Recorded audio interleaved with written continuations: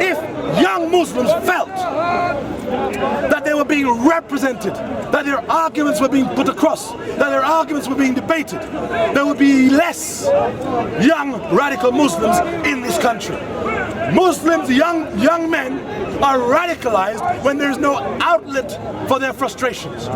As a young black youth growing up in this country, I began speaking in Speaker's Corner because of police harassment. Because of how I felt being persecuted, alienated, marginalized within a society of which I was born.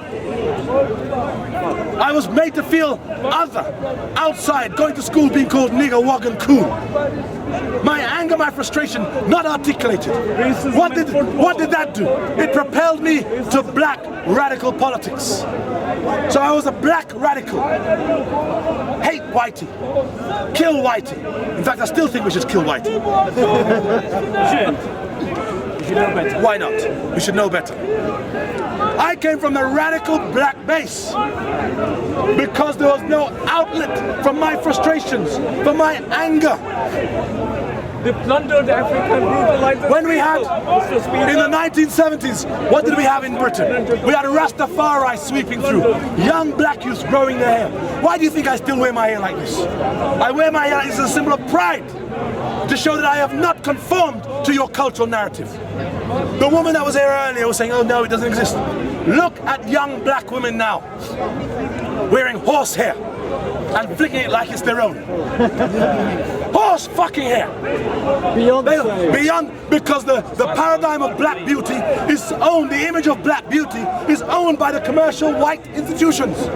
So they give you icons like Beyonce, and they say that's your image of beauty. What the fuck happened to the 70s and the 60s black power and the Afro, where we were proud? Some of these women don't even realize what they look like.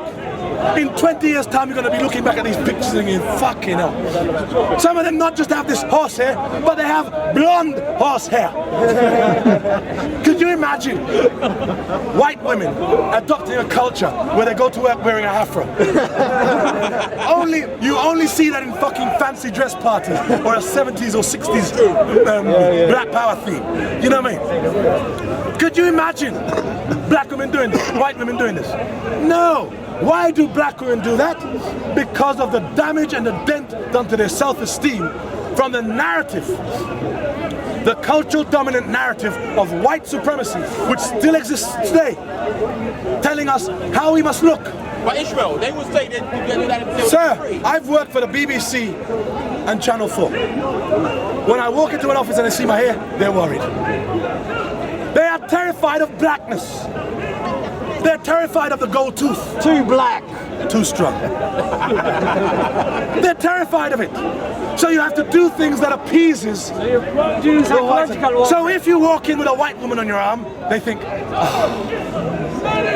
They feel much more relaxed. Because he has a white partner, therefore he's not. He's one of us. He's one of us. If you start expressing stereotypes like blacks as criminals and thieves, he's one of us. Because we live by a body of stereotypes. Frank Bruno. Simple, cliched stereotypes. So now blacks are drug dealers, but they've got rid of that now. They don't talk about that much nowadays because they realize that the real drug is the white people. You've always been on it. As I grew up in the 70s, black people did not sell cocaine. I grew up as a street youth. I'll tell you this. In America, it was a different story. But in Black Britain, all the black men, you know where I deal with. I know any man of a certain age would know where I deal with. The only drug we touch is weed. The only drug man selling is weed or smoking weed. If a man come on the front line with cocaine, they would have run him from the line.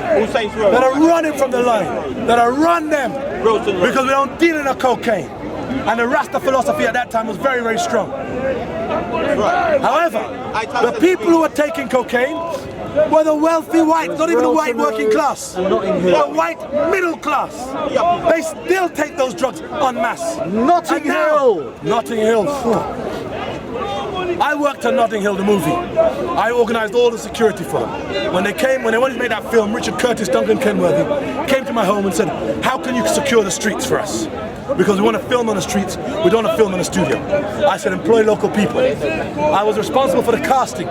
Worked in 2020, casted 700 people. I made sure that I stood there and put a tick by certain characters to make sure that they were there. There were over 300 black people in there. However, when the film came out, they cut them out.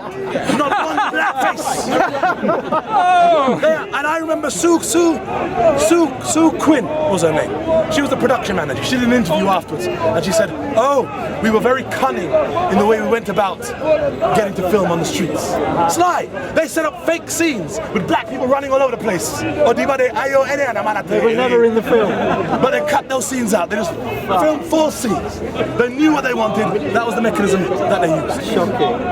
And then when I was head of security with that and organising production on that, I would have, and I'm not going to mention any names, they came to me and said to me, "Ishmael, can you organise cocaine for the crew?" They're bastards. For those who were in the crew. So they wanted a big weight of cocaine. I said, listen, I've never so much as sold a bag of weed in my life. I'm against this thing. I believe that cocaine destroyed the community. So I said to him, "Hear what? I don't touch that shit and I don't want nothing to do with that." But I brought Guy down to talk to him. There was supplying cocaine to the production crew and the actors on board. See what I'm saying? They say it to me now. Hold on, my brother. Hold on, my brother. Hold on, my brother.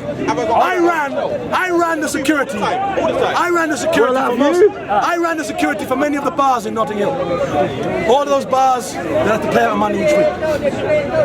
During that time of running the bars, what we was doing was making sure that the drug dealers didn't go into the bars and sell their drugs. After they had gentrified Notting Hill, the area, there are more drugs in Notting Hill now than there ever was when the black community was there. More demand. More! Let's look at drugs. Do you remember? What's Prince Harry's father's name? Charles. That's stop. Major James Tim Hewitt. You stupid bastards. Tim Hewitt. James. Yeah, sorry. James Hewitt. Prince Spend Harry's more dad. time reading. Hold up. Prince Harry's dad was on Fulham High Street snorting cocaine off a table in public. No black man could do that. Only a white man with the confidence that he's not going to be arrested could snort cocaine off a table. Snorts cocaine off a table, gets arrested, and gets a caution. This is half product. They're half For product. an A-class drug. In Notting Hill there, a guy, hold up, a guy from, remember that Holby City? That soap opera. An actor and his girlfriend are on a balcony in Kensington taking cocaine and other drugs. She drops off the balcony into the basement and dies. He gets arrested, caution, he's free to go. Remember the guy from Blue Peter? Do you remember, what was the other one? Pete Doherty. They used to catch Pete Doherty with every fucking drug known to man and more that they'd never even discovered yet. At the same time.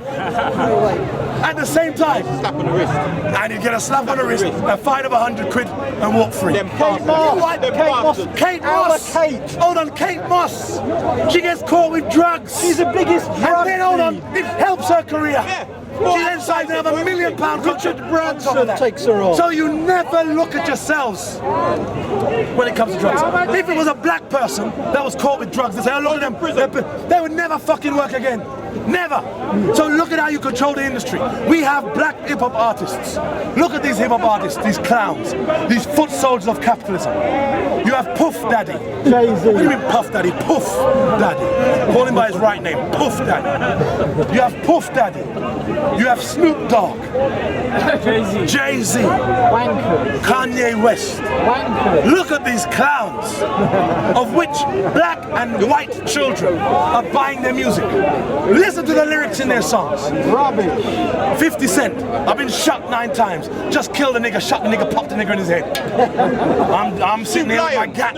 I got my Cristal, $200 bottle of champagne. I got my Cristal, I'm in my crib with my diamond chain. Tell them about Snoop Lion. Hold up, my brother.